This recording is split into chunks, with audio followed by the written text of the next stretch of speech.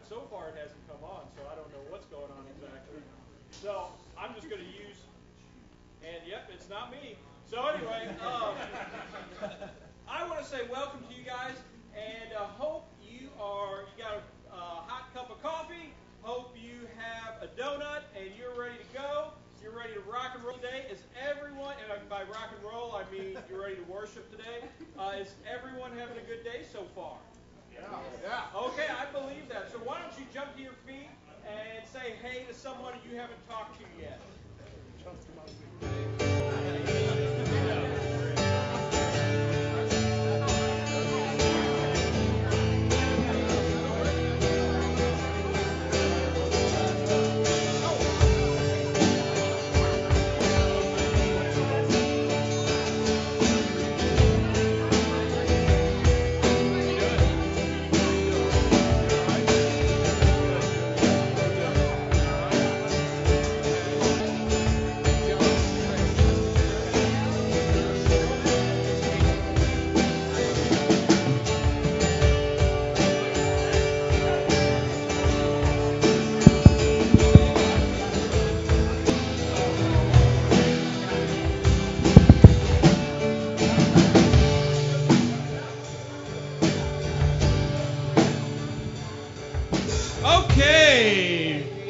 My willpower to win out before it's all done, and also the hands of many skilled tech people too. Go ahead and grab your seat again, folks.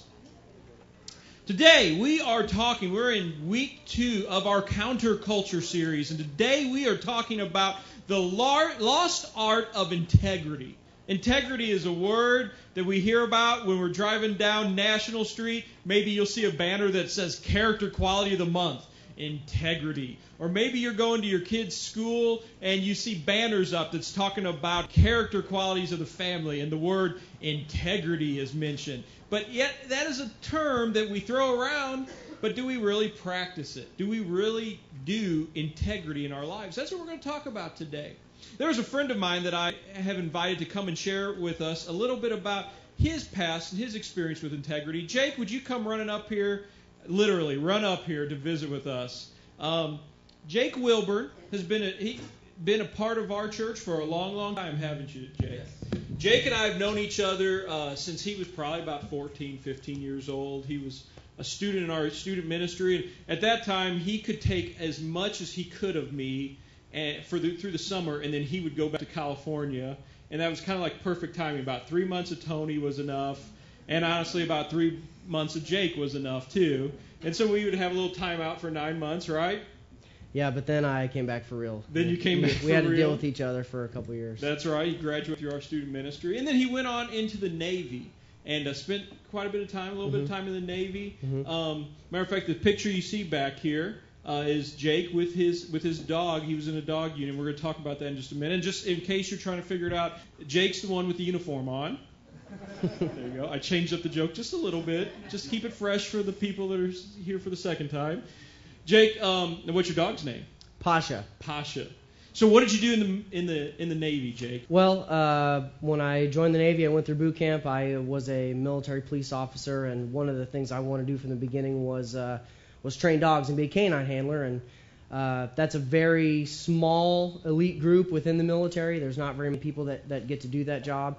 And so I worked really, really hard at my first command and got accepted into canine school. I did really, really well while I was in there. I got promoted, got a letter of commendation, and I was the honor graduate of my class in canine school. So I was kind of on cloud nine at that point. I was doing really, really well in my military career, and I had just been sent to my first command as a dog handler, which was a country that's been on the news recently of Bahrain, which is a small island in the Persian Gulf. Okay. And so then after you got to Bahrain and you got out of canine school and you're now working regularly with the dogs and with the unit that you're assigned to, what happens? What's your experience? Well, from day one when I arrived, I noticed that something was very, very wrong, and something definitely did not seem right at the command. And there was a very, very serious, how do I put this, a lot of scandals going on. There were a lot of laws being broken, a lot of very, very unethical things going on. There was a lot of very, very serious hazing going on.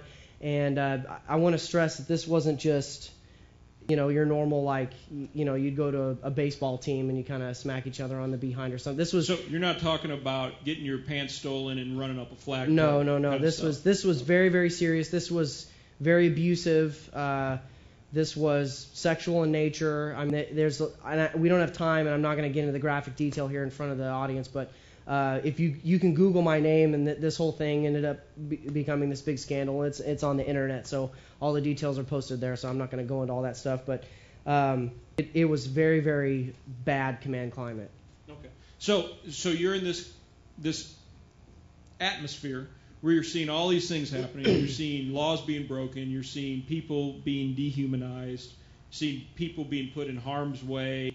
Very, very, to use the word negative situation, I'm kind of underscoring it a little bit, underplaying it. You're in the middle of this. You're seeing, on top of it, an important thing you shared too that I'm hearing is this wasn't just some of the lower end men that were doing this. This was top down yes. kind of structure. Yep. So you're in this culture, clearly. How did you choose to react? Well, and the kennel master, our chief, made it very clear that if you aired any of our dirty laundry to anybody outside the kennel, that he would end you. And so there was no whistleblowing or reporting or anything like that. And as soon as I arrived, I was even though I'd gotten promoted, I was still one of the most low-ranking people in the kennel. I was a new dog handler. And so I, of course, on day one, was the victim of very bad hazing. And I, was like, hey, this really stinks. I really don't want to be the victim here. And so I discovered in the first 3 months that if I picked a victim and I kind of joined in on what was going on, that people stopped picking on me, and I became part of Chief's boys, of part of the in crowd. And so I kind of had my victim, and throughout that time in Bahrain, I just would always, he would be the victim of my hazing, and I was joining in on what was going on. And I found myself, now that I was in the in crowd, I started to get some of the choice deployments, some of the choice assignments. I got assigned one of the best dogs in the kennel, and I was going to be due for another promotion coming up and another really good duty station when I was finished in Bahrain, and it was really helping my career to be on my chief's good side and to be in this in crowd. So you're experiencing this now, quote unquote. Oh, I'm losing stuff here. Quote unquote, life is going good for you, in that you're making a career, you're advancing in the military.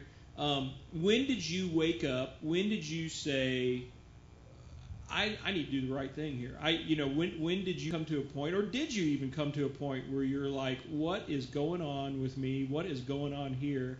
And then all of a sudden you kind of, started changing your attitude and started changing your conduct. Well, unfortunately, I wish that moment would have come a lot sooner in my life, but it didn't. I was very stubborn about it, and in order to kind of like justify doing these things, of course, my spiritual life was in the tank. So whatever God was trying to tell me at that time, my ears weren't opening to listen. What ended up happening is the other sailor that I was victimizing filed a formal complaint against me and against the command. And all the other people that were kind of involved didn't want to take the fall, and so they said, "Yep, it's all him, it's him." And I was one of the lowest ranking people, and so I kind of served as the scapegoat for everything that was going on. All the people that I thought were my friends, the people who I joined in on, they all scattered and quickly abandoned me, and I was taken in front of a public military trial in front of the whole command by the commanding officer, and it was a very speedy trial, and I was not given an honorable discharge, and before I knew it, I was back home. So at that point then, Jay, because obviously you guys, if that's the story, we just shrug our shoulders and say, okay, well, we'll be praying for you. You go, wow, that's a pretty horrible thing to be talking about, and pretty horrible ending. What have you learned as a result of that? Where are you at now? How did that story resolve? How did catch us up to speed?